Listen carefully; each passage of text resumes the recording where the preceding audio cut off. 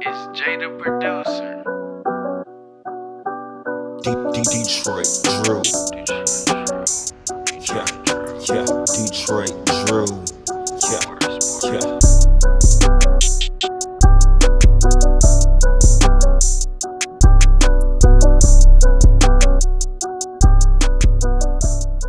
Yo, what up though, peeps? Happy Victory Monday, first week of the NFL season, and our Detroit Lions are undefeated to start the 2024 season. Woo. I don't know where to start with unraveling any of the stories from last night.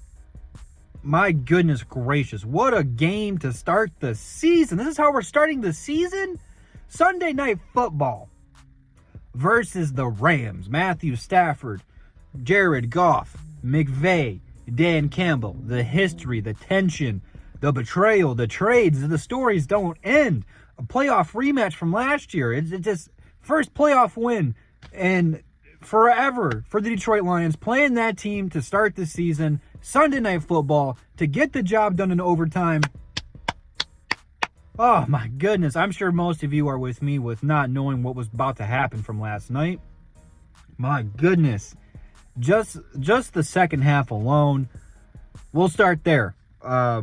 First half, we'll say this. Injuries played a factor of the Rams side. Offensive lineman, Puka Nacua, going down. Absolutely devastating injuries on their behalf. Fast forward to the second half, Lions up 14 points. Matthew Stafford does what Matthew Stafford does. Crazy no-look passes, taking the hits, putting the ball where only his receivers could get it, and made it a living hell on ourselves. Let me say this, though, because there was a difference from this Lions team from the team that played them in the playoffs. Puka went off. Puka went crazy in the playoffs. Absolutely crazy. Damn near 200 yards, most in a game by a rookie in his playoff debut, I think, of all time in any game for a rookie in the playoffs. So absolutely big point missing there. However, Cooper Kupp did have a very huge game, but it didn't feel like the Lions made it easy on him. It was Matthew Stafford and Cooper Kupp doing what they do, and that's just going with chemistry and the timing that those two have. I mean, that toe touch catch that Cooper Kupp had is redonkulous. Like, there's no method to how he got his other foot down, but it's a catch. But all that stuff going on with the Rams, the Lions defense made crucial stops when it mattered to give Jared Goff and their offenses the opportunity to get the tying field goal or an opportunity to get the go-ahead touchdown there in the final stretches of the game. Didn't get it done. But we get to overtime. We get the ball.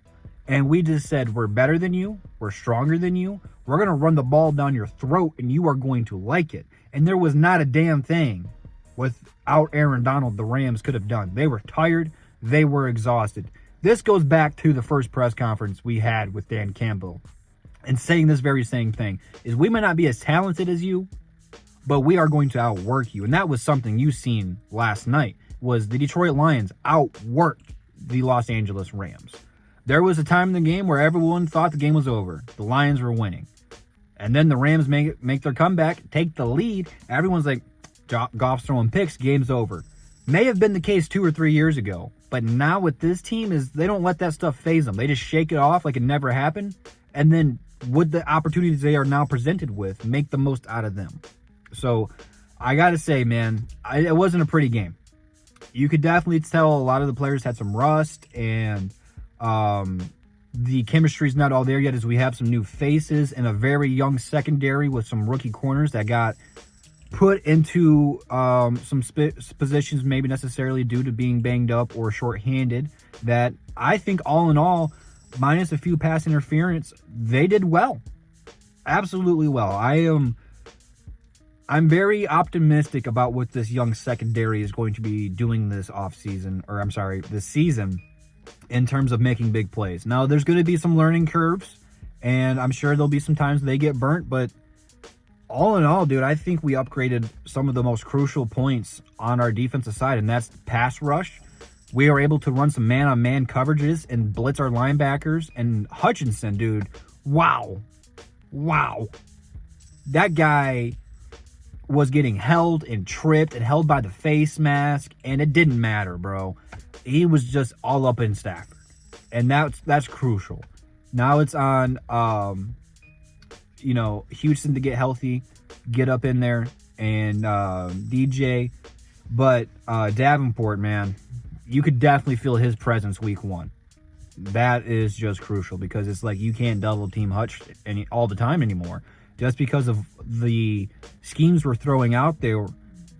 Man, when we were getting to Stafford, man, he was making some unbelievable throws, but 90% of the league is not going to be able to make those plays. So you're going to see long-term success with Detroit if they keep doing those types of schemes. I absolutely love it, man. Seeing Aaron Glenn be able to dial up what he wants to dial up when he wants to dial it up, man.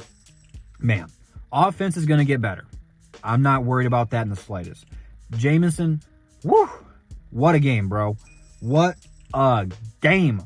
Though it's like the last 3 games that we have played, he has been such a huge factor of us on making big plays, which is what we've been waiting to see. But now seeing Goff taking those deep shots down the field, it's not going to hit every time, but you got to take those when he's open just because he's so explosive. Speed kills, man. Look at Tyreek Hill. I mean, just catching bombs and blowing people in the dust. This is what he brings to the table. Keep him getting involved. St. Brown had an off game. That's okay just because I'm not worried about it. They didn't play a whole lot in the preseason, if all. So that chemistry him and Goff have, it will be there. He was taking some pretty tough hits early on, so maybe he got shaken up a little bit. And to be honest with you, I mean, a production from him would have been better off. We would have been in such a bad position.